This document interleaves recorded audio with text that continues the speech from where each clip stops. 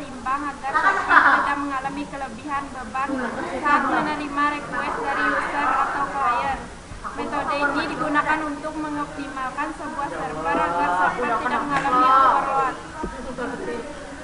Metode load balancing ini tidak menambah bandwidth dari sebuah server, tetapi hanya membagi beban server tersebut.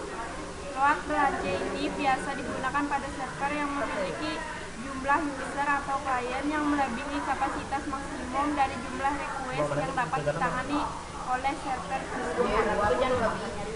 Di sini ada cara kerja load balancing. Manfaat load balancing: 1. Mengurangi beban server request data dari klien tersebut tentu akan membuat server mengalami overload. Bila terjadi overload, server tersebut akan down dan tidak dapat diakses oleh klien. Maka dari itu, load balancing membagi beban request data dari klien agar server berjalan lebih maksimal dalam menangani request data klien.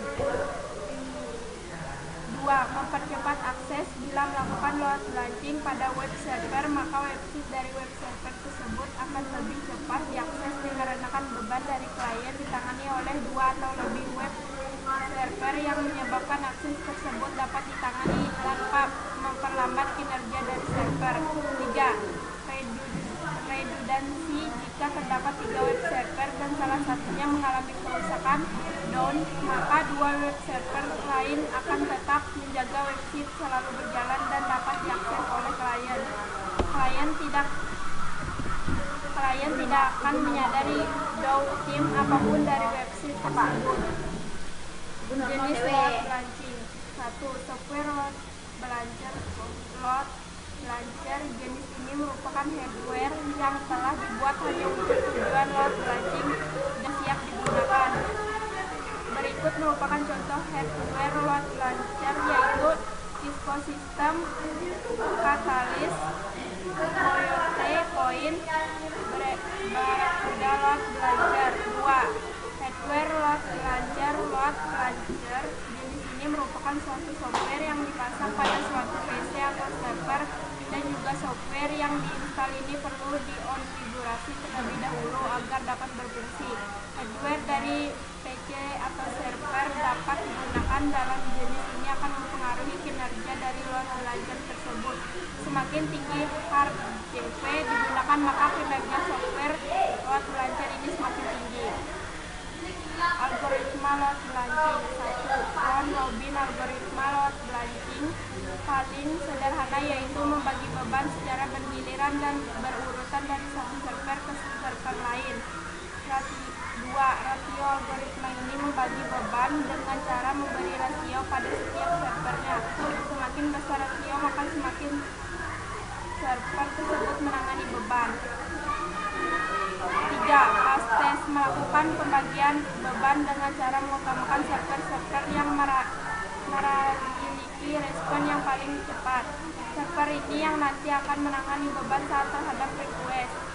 Jadi saat server sedang melakukan pengambilan data yang menyebabkan respon server tersebut akan lambat dan request tersebut akan oleh server lain yang memiliki respon tercepat. 4. Test connection melakukan pembagian berdasarkan banyaknya koneksi yang sedang dilayani oleh server. Server yang paling sedikit melayani koneksi klien, maka server tersebut yang akan mengambil request berikutnya dari klien. Alasan menggunakan load balancing. 1. Waktu respon manfaatnya adalah untuk meningkatkan kecepatan akses website saat dibuka.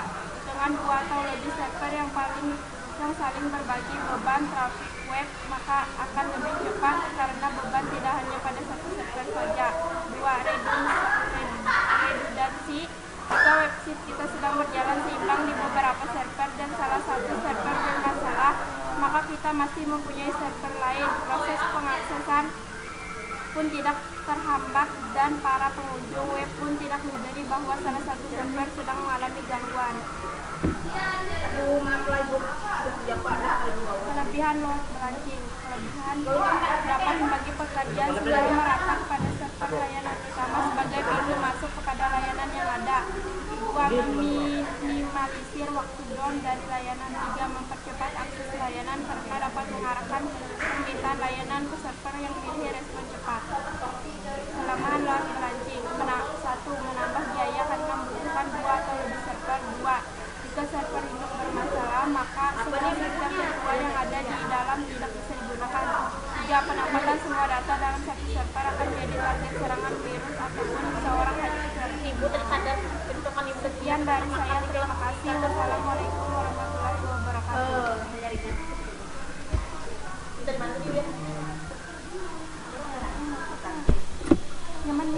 Iya, itu udah yang tadi. Yang mananya?